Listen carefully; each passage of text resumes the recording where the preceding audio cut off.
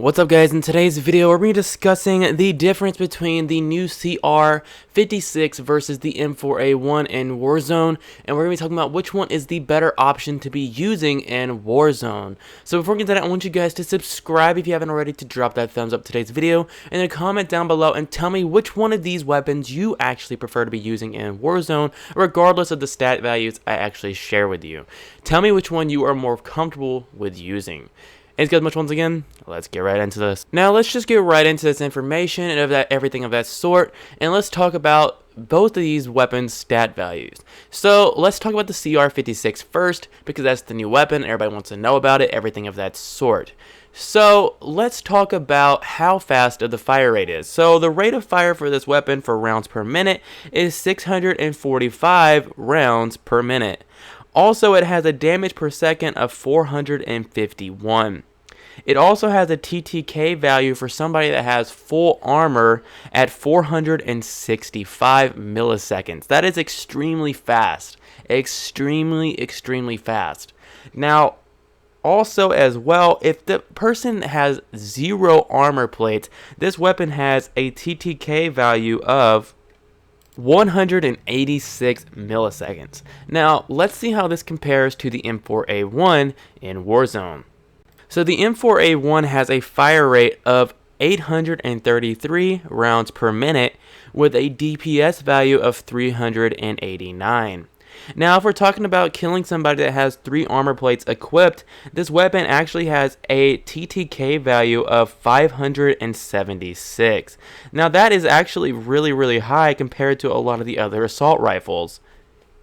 But if we're looking at killing somebody that has no armor plates at all, the M4A1 actually has a TTK value of 216. Now let's talk about the weapon's max damage. Now for the CR-56, this gun actually has a max damage to the upper torso of 42 damage per shot.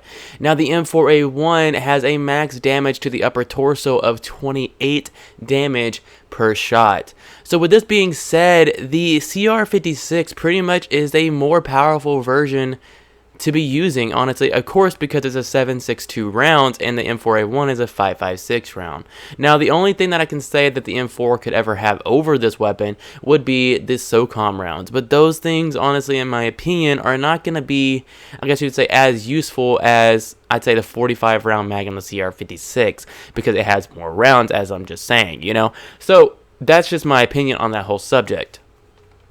So now let's get into, let's just say, the more attachments, everything like that, combinations you can be using with these weapons, and which one would actually be better to be using in Warzone regardless of the stat values. So let's talk about the basics and everything of that sort. So for the M4A1, you already know that you have the choice between a 50 round mag and even a 60 round mag, and even the SOCOM rounds.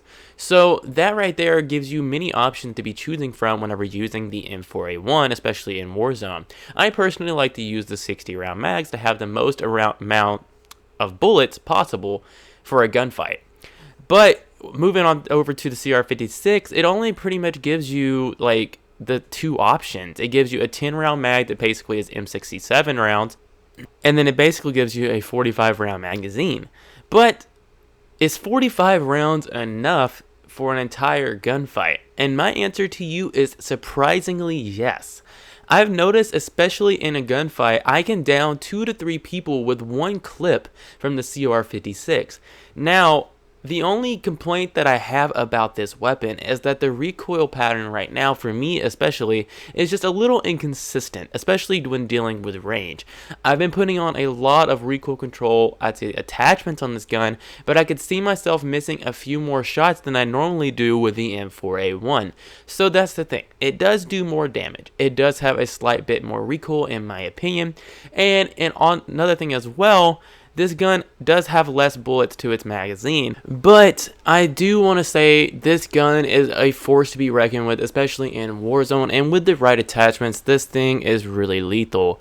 But if you're looking for Old Faithful, I would honestly say sticking to the M4A1 is more consistent in my opinion, just because you are able to hit more shots with this. Now, I'm not going to say that I'm bad with the CR-56, but maybe it's just because I'm not used to it yet. But this gun, in my opinion, I'm gonna flat out say it. it's pretty much better than the M4 in almost every single category. So I think this gun is by far going to be one of the new metas to be using in Warzone, especially with a time to kill, especially with a max damage upper torso of 465 milliseconds. Now that is honestly insane to be thinking about. This gun is by far one of the new metas, in my opinion. Let me know what y'all think about that down in the comments below. Much love, guys. Peace.